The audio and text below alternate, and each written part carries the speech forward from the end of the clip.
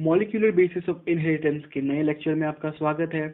Previous lecture में पढ़ा था हमने about the Michelson and stall experiment which proved that DNA replication is semi-conservative in nature. In this lecture हम पढ़ेंगे about the steps of DNA replication. चलिए आगे बढ़ते हैं। स्टेप्स बताने से पहले मैं आपको कुछ इन्फॉर्मेशन देना चाहूँगा about DNA replication. सबसे पहला इन्फॉर्मेशन है about the ORI site, that is origin of replication site. इसका फुल फॉर्म है, okay. origin of replication, that is replication का origin या फिर starting point, okay, starting point of DNA replication. अभी मेरे घर से अगर कहीं जाना है तो मेरा घर हो जाएगा स्टार्टिंग पॉइंट, आपको कहीं जाना है तो आपका घर हो जाएगा स्टार्टिंग पॉइंट। तो हर जगह जैसे स्टार्टिंग पॉइंट होता है, डीएनए रेप्लिकेशन का भी है एक starting point, okay. Now we know about two kinds of cells, the prokaryotic cells and the eukaryotic cells, okay.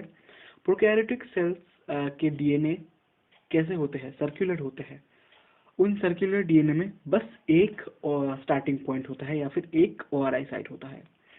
Eukaryotic में हालांकि उनके डीएनए में मल्टीपल ओआरआई साइट्स होता है, more than one starting point, ठीक है। तो ये आप अभी पूछ सकते हैं मुझे कि देखो भैया, स्टार्टिंग पॉइंट तो जनरली एक ही होता है, ये मल्टीपल कैसे हो सकता है, एक से ज़्यादा स्टार्टिंग पॉइंट कैसे हो सकता है? मैं बोलूँगा ऑफ कोर्स हो सकता है। देखो पहले इस केस में लो, ठीक है। इसको आप मानो एक पार्क में हमने अक्सर देखा है टॉय ट्रेन्स, ठीक है। टॉय ट्रेन्स क्या होते हैं? एक जगह से स्टार्ट होते हैं और वापस उसी जगह आके एंड होते हैं, सर्कुलर पाथ, ओके। बच्चों को क्या किया जाता है? एक जगह पे इकट्ठा किया जाता है, ट्रेन में बिठाया जाता है, वहां से उस पॉइंट से होता है ट्रेन स्टार्ट, ठीक है। तो वो पॉइंट कहलाता है स्टार्टिंग पॉइंट। सर्कुलर डीएनए का भी एक पॉइंट ऐसा आता है जिसको हम कहते हैं उसका स्टार्टिंग पॉइंट या फिर ओआरआई साइट। सिमिलर एग्जांपल लो ट्रेन का और एक जगह, सपोज ट्रेन जाती है कन्याकुमारी से दिल्ली तक, ओके। अभी डायरेक्टली तो वहाँ कन्याकुमारी से दिल्ली तक नहीं जाएगी ना, बीच में बॉम्बे रुकेगी, कोटा रुकेगी, फिर जाएगी दिल्ली, ओके। अब जो लोग कन्याकुमारी से चढ़ेंगे उनके लिए कन्याकुमारी हो गया स्टार्टिंग पॉइंट, जो लोग बॉम्बे से चढ़ेंगे, कोटा से चढ़ेंगे, उनके लिए वो सब हो जाएगा स्टार्टिंग पॉइंट, ठीक है। तो मल्टीपल स्टार्टिंग पॉइंट्स भी एग्जिस्ट करते हैं, ठीक है। ऐसे ही यूकैरियोटिक डीएनए में भी multiple starting points of DNA replication exist करते हैं, करेक्ट। नेक्स्ट पॉइंट है DNA replication is by directional in nature. एक स्टार्टिंग पॉइंट के दोनों तरफ से ही रेप्लिकेशन हो सकता है। इसको भी एग्जांपल से समझते हैं, ट्रेन के ही एग्जांपल से समझते हैं, ठीक है। सपोज ये है वो पार्क का ट्रेन, ये रेड वाला, ठीक है। अगर मैं इस तरफ इंजन लगा दूं तो ट्रेन इस साइड से घूमेगी, अगर मैं इस तरफ इंजन लगा दूं तो ट्रेन इस साइड से घूमेगी, ठीक है। दोनों तरफ घूम सकती है। वैसे ही डीएनए रेप्लिकेशन भी दोनों तरफ हो सकता है, एक्चुअली होता है, ओके। ये वाला भी मान लो, सपोज ये है कन्याकुमारी, ये है दिल्ली, ये वाला रेड पॉइंट है दिल्ली, और बीच में ये वाला आता है बॉम्बे, ठीक है। अगर मैं इस तरफ ट्रेन लगा दूं तो ट्रेन जाएगी कन्याकुमारी, अगर इस तरफ ट्रेन लगा दूं तो ट्रेन जाएगी दिल्ली। तो इसी तरह जैसे ट्रेन दोनों तरफ जा सकती है, स्टार्टिंग पॉइंट से डीएनए रेप्लिकेशन भी दोनों तरफ हो सकता है और होता है, ठीक है। इसलिए डीएनए रेप्लिकेशन को हमने कहा है DNA replication is by directional in nature, okay. Okay, so the next topic is activation of nucleotides. इसमें क्या होता है देखो, सबसे पहले जो मैंने डायग्राम प्रोवाइड किया है उसको देख लो। डीएनए बेसिकली क्या है? Polynucleotide chain, that is polymer of nucleotides.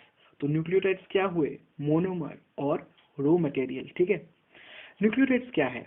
Nucleotides basically है नाइट्रोजन बेस, उससे जुड़ा एक शुगर और उससे जुड़ा एक फॉस्फेट ग्रुप, दैट इज एक फॉस्फेट ग्रुप, इस पे फोकस करो।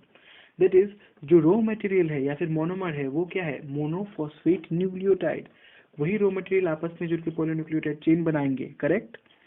तो ये मोनोफॉस्फेट न्यूक्लियोटाइड्स क्या करते हैं देखो, ये कन्वर्ट हो जाते हैं into triphosphate nucleotides with the addition of two phosphate groups. ये मोनोफॉस्फेट्स कन्वर्ट हो जाते हैं इनटू ट्राइफॉस्फेट्स, और इसमें जो एंजाइम काम आता है वो है फॉस्फोराइलेज एंजाइम, ठीक है। तो ये ट्राइफॉस्फेट्स में क्यों कन्वर्ट होते हैं देखो, दो फंक्शंस की वजह से। देखो सबसे पहला है it acts as raw material, ठीक है। हमको पता है रो मटेरियल क्या है? Monophosphate nucleotides.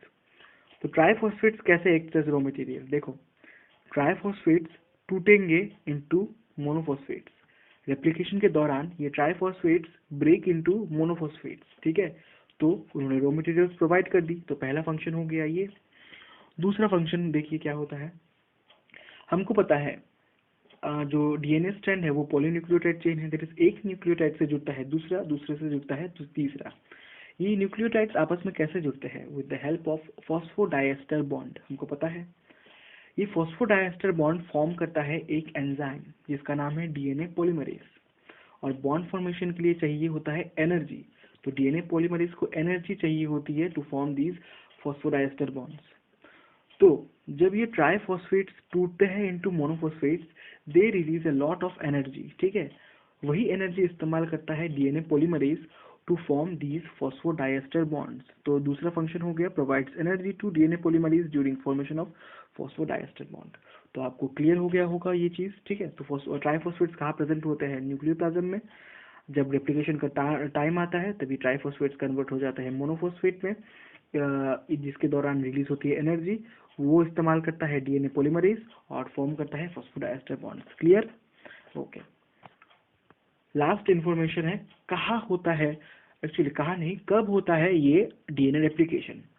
तो यूकैरियोट्स में ये होता है during S phase. Cell division में एक फेज आता है एस फेज, तो यूकैरियोट्स में ये एस फेज के दौरान होता है, और प्रोकैरियोट्स में होता है जस्ट बिफोर सेल डिवीजन, और एनसीईआरटी के लैंग्वेज में प्रायर टू सेल डिवीजन, ठीक है। तो ये सारे इन्फॉर्मेशन आप याद रखिएगा। अभी हम बढ़ेंगे towards the steps. Okay, steps पे आ गए हम। सबसे पहला है इनिशिएशन, यानी कि शुरुआत ऑफ डीएनए रेप्लिकेशन। इसके लिए हमारे पास 3 एंजाइम्स की रिक्वायरमेंट होती है। सबसे पहला हेलिकेज, दूसरा एसएसबी प्रोटीन या फिर सिंगल स्ट्रैंडेड बाइंडिंग प्रोटीन, और तीसरा है टोपोआइसोमरेज, ठीक है। फंक्शंस देखते हैं इनके। सबसे पहला helicase. Semi conservative nature of DNA replication में मैंने आपको बताया था कि पेरेंटल डीएनए जो होता है वो अपने दोनों स्ट्रैंड्स में से एक एक स्ट्रैंड को डोनेट कर देता है टू दी डॉटर डीएनए, ठीक है। टू डू दिस उसको क्या करना होगा? उन दोनों स्ट्रैंड्स को सेपरेट करना होगा सबसे पहले, और हमको पता है ये दोनों स्ट्रैंड्स आपस में जुड़े रहते हैं with the help of hydrogen bonds. तो सेपरेट करने के लिए हमको सबसे पहले हाइड्रोजन बॉन्ड्स को तोड़ना पड़ेगा, और ये काम करता है एक एंजाइम जिसका नाम है helicase. It breaks this hydrogen bonds so that the two strands can separate. Separate का अलग वर्ड हमने इस्तेमाल किया, अनकॉइल, ठीक है। That is uncoiling of DNA. Helicase breaks hydrogen bond and uncoils DNA. जैसे ही अनकॉइलिंग होती है, ठीक है, तो ये जो ओपन, ये जो सेपरेटेड डीएनए है, ठीक है, ये ऐसा एक स्ट्रक्चर का फॉर्मेशन करता है जो कि कुछ कांटा चम्मच जैसा दिखता है, फोर्क जैसा दिखता है, ठीक है।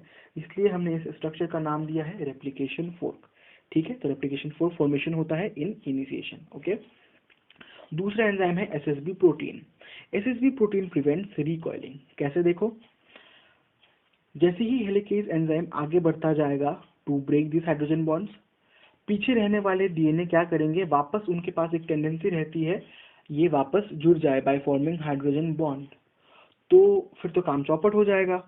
तो इससे प्रिवेंशन देता है एसएसबी प्रोटीन। कैसे? देखो, ये इन सेपरेटेड स्ट्रैंड से बाइंड कर जाता है, ठीक है। ये इन सेपरेटेड स्ट्रैंड से बाइंड कर जाता है जिसकी वजह से ये स्ट्रैंड्स वापस ज्वाइन नहीं कर पाते, ठीक है। तो एसएसबी प्रोटीन प्रिवेंट्स रिकॉइलिंग, वापस जुड़ने से उसको प्रिवेंट करता है। तीसरा एंजाइम है topoisomerase. It prevents super coiling. तो देखो, यहाँ पर मैंने एक डायग्राम भी प्रोवाइड किया है, आपने जरूर देखी होगी रस्सी, ठीक है। रस्सी में होते हैं 2 स्ट्रैंड्स, तो जब आप इन दोनों स्ट्रैंड्स को खींच के अलग करने की कोशिश करते हो, तब खींचते खींचते थोड़ी दूर आपको दिखाई देता है गांठें पड़ गए हैं, एंटेंगल हो गया है रस्सी। तो डीएनए के केस में भी ऐसा ही होता है। जब दोनों डीएनए के स्ट्रैंड्स को आप पकड़ के खोलने की कोशिश करोगे तो थोड़ी दूर आपको दिखेगा कि डीएनए एंटेंगल हो गया है। साइंटिफिक लैंग्वेज में ये सुपर कॉइल्ड हो गया है, ठीक है। तो इस सुपर कॉइलिंग से डील करता है टोपोआइसोमरेज एंजाइम। कैसे? देखो, ये इस सुपर कॉइल्ड पार्ट को कट कर देता है, ठीक है, कट करके रिमूव कर देता है, और आजू बाजू के जो पार्ट्स है, ए और बी मैंने नाम दिया है यहाँ पर, ये इनको जोड़ देता है, ठीक है। तो ये ऐसे डील करता है to this super coiled parts. तो ये 3 एंजाइम है, हेलिकेज, एसएसबी प्रोटीन और topoisomerase. The second step of DNA replication is RNA primer formation, okay. तो मैंने आपको कहा था कि the main enzyme for DNA replication is DNA polymerase. DNA polymerase क्या करता है? ये एक न्यूक्लियोटाइड को दूसरे न्यूक्लियोटाइड से जोड़ता है, दूसरे को तीसरे से, ऐसा करते करते एक पूरे पॉलीन्यूक्लियोटाइड चेन का फॉर्मेशन कर देता है, ठीक है। अभी इसका एक शॉर्ट कमिंग है, डीएनए पॉलीमरेज का एक शॉर्ट कमिंग है या फिर रिक्वायरमेंट है, ठीक है। क्या रिक्वायरमेंट है इसका? देखो, इसको पहले से बनी बनाई एक छोटी सी फ्रेगमेंट ऑफ पॉलीन्यूक्लियोटाइड चेन चाहिए होता है। क्यों? क्योंकि ये पॉलीन्यूक्लियोटाइड चेन क्या करेगा, इसको फ्री OH एंड प्रोवाइड करेगा। मैंने पिछले लेक्चर्स में आपको बताया होगा कि जो पॉलीन्यूक्लियोटाइड चेन होता है इसके 3 प्राइम एंड पे एक फ्री OH ग्रुप प्रेजेंट होता है, ठीक है। तो वो फ्रेगमेंट क्या करेगा, उसको फ्री OH ग्रुप प्रोवाइड करेगा, करेक्ट। ये फ्री OH ग्रुप इसको क्यों चाहिए होता है? फ्री OH ग्रुप इसको इसलिए चाहिए होता है ताकि डीएनए पॉलीमरेज क्या करेगा, अभी नए न्यूक्लियोटाइड को लाएगा, उस नए न्यूक्लियोटाइड के फॉस्फेट को उस OH ग्रुप से जोड़ देगा बाय फॉर्मिंग फॉस्फोडाइएस्टर बॉन्ड। यही तो इसका काम है ना डीएनए पॉलीमरेज का, फॉस्फोडाइएस्टर बॉन्ड फॉर्मेशन करना, ठीक है। तो नया न्यूक्लियोटाइड क्या होगा, उस फ्रेगमेंट से जुड़ जाएगा, फिर उस नए न्यूक्लियोटाइड से और एक नया न्यूक्लियोटाइड जोड़ देगा, ऐसा करके एक पूरा पॉलीन्यूक्लियोटाइड चेन बना देगा डीएनए पॉलीमरेज, ठीक है। तो अभी ये फ्रेगमेंट प्रोवाइड कौन करेगा? ये फ्रेगमेंट प्रोवाइड करता है आरएनए पॉलीमरेज। आरएनए पॉलीमरेज की ऐसी कोई रिक्वायरमेंट नहीं है कि इसको एक छोटा सा स्ट्रैंड चाहिए, ये चाहिए, वो चाहिए, कोई रिक्वायरमेंट नहीं है। ये चुपचाप से एक आरएनए न्यूक्लियोटाइड को उठाएगा, दूसरे आरएनए न्यूक्लियोटाइड से जोड़ेगा, ऐसा करके एक छोटा सा टुकड़ा, एक छोटा सा फ्रेगमेंट ऑफ आरएनए न्यूक्लियोटाइड बनाएगा और डीएनए पॉलीमरेज को प्रोवाइड कर देगा, ठीक है। उस छोटे से fragment of RNA nucleotide chain को हमने नाम दिया है आरएनए प्राइमर, ठीक है। अभी उस आरएनए प्राइमर से डीएनए पॉलीमरेज न्यूक्लियोटाइड्स को जोड़ जोड़ के पॉलीन्यूक्लियोटाइड चेन बना देगा। अभी इस आरएनए प्राइमर का एक पॉइंट है, देखो, ये RNA primer always attaches itself near 3 prime and, okay. Parental DNA जो 3 प्राइम एंड प्रोवाइड करेगा वहां पे जाके ये आरएनए प्राइमर जुड़ जाएगा, ठीक है। अभी ये रहा पेरेंटल डीएनए, ये रहा इसका 5 प्राइम टू 3 प्राइम स्ट्रैंड, और ये रहा इसका 3 प्राइम टू 5 प्राइम स्ट्रैंड। ये जो पहला स्ट्रैंड है इसने इजीली 3 प्राइम एंड प्रोवाइड कर दिया, जिससे जाके आरएनए प्राइमर जुड़ गया। पर ये जो सेकंड स्ट्रैंड है, for it to provide the 3 prime end this entire DNA needs to open up first, ठीक है। पर ये प्रोसेस तो धीरे धीरे होगा, हेलिकेज ये प्रोसेस धीरे धीरे करेगा, तब तक डीएनए रेप्लिकेशन को चालू रखना पड़ेगा। तो इसलिए आरएनए प्राइमर क्या करता है, 3 प्राइम एंड की तरफ जितनी जगह इसको अवेलेबल होती है वहां पे जाके ये जुड़ जाता है, ठीक है। Then the entire process of elongation then occurs, ठीक है। अभी नेक्स्ट स्टेप है एलोंगेशन। तो अभी हम बात करेंगे एलोंगेशन की। एलोंगेशन का मतलब किसी चीज की लेंथ को बढ़ाना, ठीक है। यहाँ पर हम किसकी लेंथ को बढ़ाएंगे, ऑफ कोर्स डीएनए की लेंथ को बढ़ाएंगे। इसका मेन एंजाइम है डीएनए पॉलीमरेज, ठीक है। डीएनए पॉलीमरेज क्या करेगा, देखो, ये जो आरएनए प्राइमर है इसने प्रोवाइड किया फ्री OH ग्रुप। अब ये डीएनए पॉलीमरेज क्या करेगा, इससे जोड़ेगा एक न्यूक्लियोटाइड को, ठीक है। इससे जोड़ेगा एक न्यूक्लियोटाइड को, इस न्यूक्लियोटाइड से जोड़ेगा और एक न्यूक्लियोटाइड को, ऐसा करते करते एक पॉलीन्यूक्लियोटाइड चेन का फॉर्मेशन करता जाएगा, ठीक है। ये न्यूक्लियोटाइड्स कहाँ से अवेलेबल होंगे, जैसे कि मैंने आपको पहले कहा, न्यूक्लियोप्लाज्म में प्रेजेंट होते हैं nucleotides in the form of triphosphate, ठीक है। बट हमको रिक्वायरमेंट है मोनोफॉस्फेट की, ठीक है। तो क्या होता है, ये this triphosphates get broken down into monophosphate nucleotides, ठीक है। And in this process energy is also released. तो इस एनर्जी का इस्तेमाल करते हुए डीएनए पॉलीमरेज क्या करता है, इन न्यूक्लियोटाइड्स को ज्वाइन करता है बाय फॉर्मिंग फॉस्फोडाइएस्टर बॉन्ड। तो दो न्यूक्लियोटाइड के बीच का बॉन्ड क्या है, फॉस्फोडाइएस्टर बॉन्ड। ऐसे करते करते एक पॉलीन्यूक्लियोटाइड चेन का फॉर्मेशन कर देगा डीएनए पॉलीमरेज। तो ये रही आसान बात। तो कैच करने लायक बात यहाँ पर क्या है, तो कैच करने लायक बात यहाँ चल रही है इन दोनों स्ट्रैंड्स में, ठीक है। इन दोनों स्ट्रैंड्स पे अलग अलग कहानी चल रही होती है। क्या देखो, यहाँ पर आरएनए प्राइमर ने फ्री OH ग्रुप प्रोवाइड कर दिया, यहाँ पर क्या होगा, एक के बाद एक न्यूक्लियोटाइड जुड़ता जाएगा, ठीक है। जैसे ही हेलिकेज चेन को और ओपन अप करेगा, ठीक है, तो और न्यूक्लियोटाइड्स जोड़ेंगे, और न्यूक्लियोटाइड्स जुड़ेंगे तो क्या होगा, चेन और लंबा होता जाएगा, बट कंटिन्यूअसली होता जाएगा, ठीक है। एक के बाद एक, जैसे ही ये चेन ओपन अप होगा एक के बाद एक न्यूक्लियोटाइड जुड़ता जाएगा और चेन इधर कंटिन्यूअसली बनता जाएगा, ठीक है। पर this is not the same case here, ठीक है। यहाँ पर अलग बात चल रही होती है। क्या देखो, यहाँ पर आरएनए प्राइमर यहाँ है मौजूद है, ठीक है, यहाँ मौजूद है, और इसने OH ग्रुप प्रोवाइड किया इस तरफ। तो अभी डीएनए पॉलीमरेज क्या करेगा, इस तरफ न्यूक्लियोटाइड्स को जोड़ेगा और पॉलीन्यूक्लियोटाइड चेन का फॉर्मेशन करेगा, बट बस यहाँ तक, क्योंकि इसके बाद डीएनए अवेलेबल नहीं है। तो यहाँ पर तो इसने कंटिन्यूअसली सिंथेसाइज किया, पर यहाँ पर बस एक छोटा सा टुकड़ा ही बना पाया, ठीक है। अभी क्या होगा देखो, जब हेलिकेज ने थोड़ा सा और ओपन अप किया चेन को, ठीक है, तब क्या होगा देखो, यहाँ पर ऐसा नहीं हो सकता कि ये जो 5' एंड अवेलेबल है, इससे डीएनए पॉलीमरेज ने इस पार्ट से डीएनए पॉलीमरेज ने क्या किया, नए न्यूक्लियोटाइड को जोड़ दिया। ऐसा ये नहीं कर सकता क्योंकि 5' एंड पे OH ग्रुप अवेलेबल नहीं है। 5' एंड पे क्या है, फ्री फॉस्फेट ग्रुप, हमको क्या चाहिए, फ्री OH ग्रुप, ठीक है। तो इसलिए क्या होगा, एक नया आरएनए प्राइमर आके जुड़ेगा, ठीक है, एक नया आरएनए प्राइमर आके जुड़ेगा और फिर वापस इस तरफ डीएनए पॉलीमरेज क्या करेगा, पॉलीन्यूक्लियोटाइड चेन का थोड़ा सा और फॉर्मेशन करेगा। यहाँ पर देखिए कंटिन्यूअसली न्यूक्लियोटाइड जुड़ता जाएगा और न्यूक्लियोटाइड चेन का फॉर्मेशन होता जाएगा, पर इस तरफ एक और आरएनए प्राइमर आएगा, फिर थोड़ा सा और पॉलीन्यूक्लियोटाइड चेन बनेगा। ऐसे करते करते in the form of fragments बनता जाता है पॉलीन्यूक्लियोटाइड चेन इस तरफ, इन दिस स्ट्रैंड, ठीक है। तो इस स्ट्रैंड को हम कहते हैं लीडिंग स्ट्रैंड, क्योंकि कंटिन्यूअसली बन रहा है, और कंटिन्यूअस स्ट्रैंड भी कहते हैं हम इसको, ठीक है। पर यहाँ पर देखो डिसकंटिन्यूअसली बन रहा है in the form of fragments, इसलिए हमने इसको कहा है डिसकंटिन्यूअस स्ट्रैंड या फिर लैगिंग स्ट्रैंड भी, ठीक है। नेक्स्ट पॉइंट है अबाउट आरएनए प्राइमर रिमूवल।